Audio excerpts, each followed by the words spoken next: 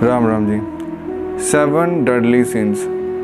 पाश्चात्य सभ्यता में 7 डेडली सिंस की चर्चा अक्सर सुनने में आती है, जिसको चर्च और बाइबल भी मानते हैं। तो ये 7 डेडली सिंस क्या हैं?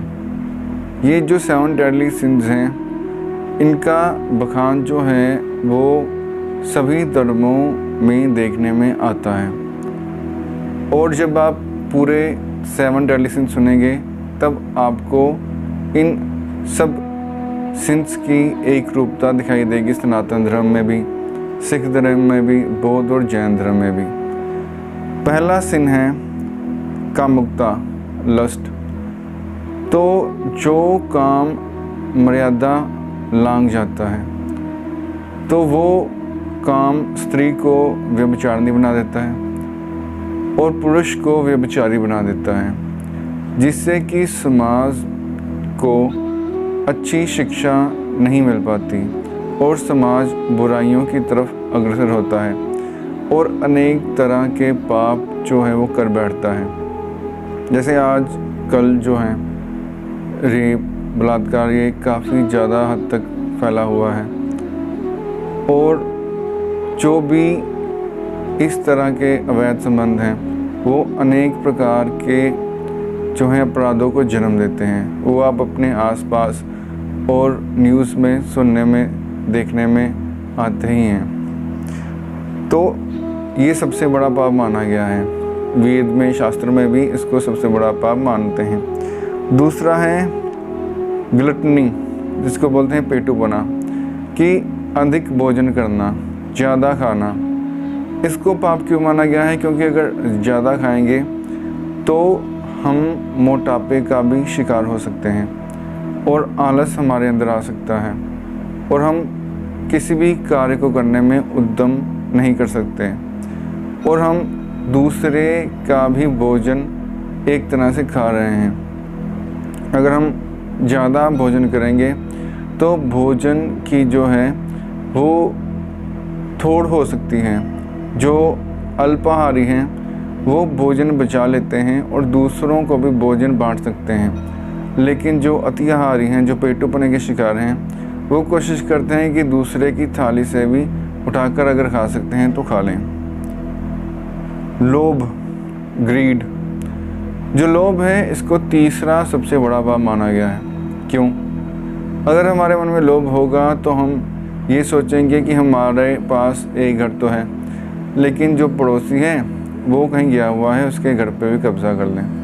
हमारे पास इतना धन तो है, तो हम अपने मित्र के धन पर भी कब्ज़ा कर लें, जिसने हम अपना धन दिया हुआ है। दूसरे की चीज़ पर कब्ज़ा करना, ये लोभ हमें सिखाता है। लोभ के कारण भ्रष्टाचार, बेईमानी, पाप जो है वो फैलता है। इसलिए लोभ को तीसरा सबसे बड़ा पाप माना गया है। चौथा पाप है आलस्य, स्लथ। आलस्य जो है वो व्यक्ति को कर्महीन बना देता है। आलसी व्यक्ति कर्मशील नहीं, कर्महीन होता है। इसलिए हमें आलस्य से सावधान रहना चाहिए, आलस्य से बचना चाहिए, क्योंकि आलसी व्यक्ति ईश्वर को तो प्राप्त कर ही नहीं सकता। भजन करने के लिए, जप करने के लिए, सेवा करने के लिए भी परिश्रम चाहिए। वो संसार की तरफ से भी कोई भी सफलता हासिल नहीं कर सकता। संसार में भी धन संपदा प्राप्त करने के लिए उद्यम की आवश्यकता होती है। क्रोध, व्रत। जो क्रोध होता है वो व्यक्ति की बुद्धि पर पर्दा डाल देता है। कहते हैं कि क्रोध मूर्खता से शुरू होता है और पश्चाताप पर ख़त्म होता है। इसलिए क्रोधी व्यक्ति अपना भला बुरा नहीं समझ पाता और अक्सर गलत फैसले कर बैठता है, गलत कार्य करता है। कई बार जो हत्या के आरोपी अदालत में लेकर आए गए, उन्होंने कहा मैंने तो सिर्फ 2 थप्पड़ ही मारने थे, मैंने तो सिर्फ 2 गालियां ही देनी थी, पता नहीं इतना क्रोध कहाँ से आ गया कि मैं उसका खून कर बैठा। पहले माना जाता था कि वो अपनी जान बचाने के लिए झूठ बोल रहे हैं, परंतु उन पर वैज्ञानिकों ने शोध किया और पाया कि वो सच बोलते हैं। जो क्रोध है वो बहुत बड़े पाप कराने में भी समर्थ है, इसलिए क्रोध से बचना चाहिए। क्रोध को 5वां सबसे बड़ा पाप माना गया है। ईर्ष्या, एनवी। ईर्ष्या होती है कि हम दूसरे की तरक्की से जलते हैं।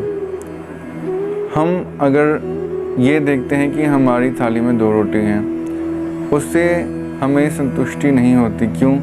क्योंकि दूसरे की थाली में 4 रोटी हैं।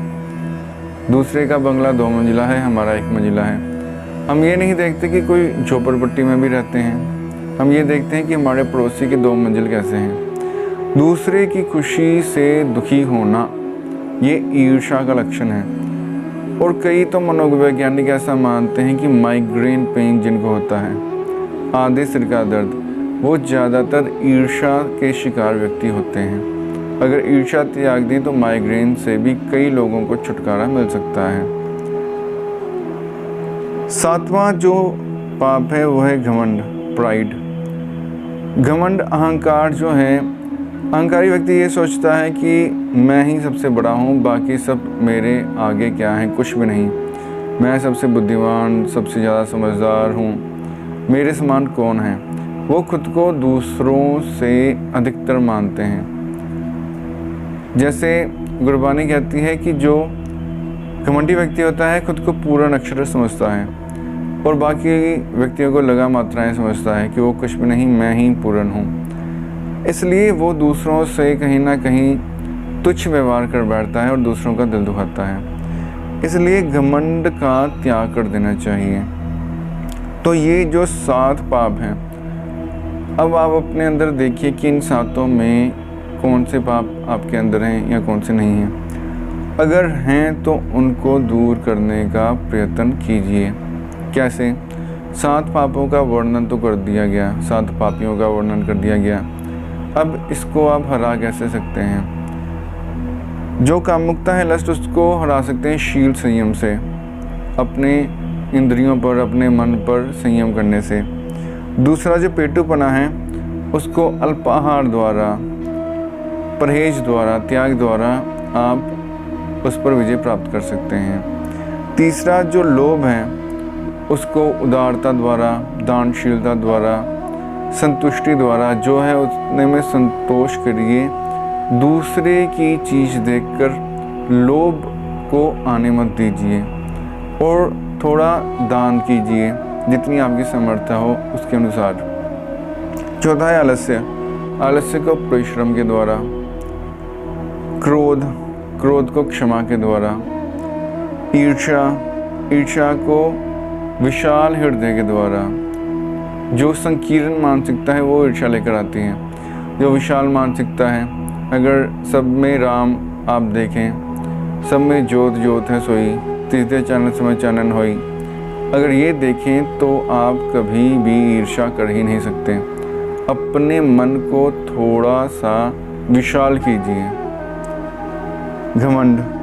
घमंड को विनम्रता से, पोलाइटनेस, थोड़े विनम्र बनिए। सब आपके समान हैं, कोई आपसे कम नहीं है।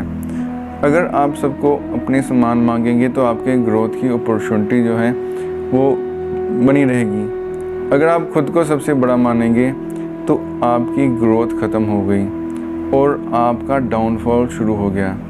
इसलिए विनम्रता रखिए, घमंड ना कीजिए।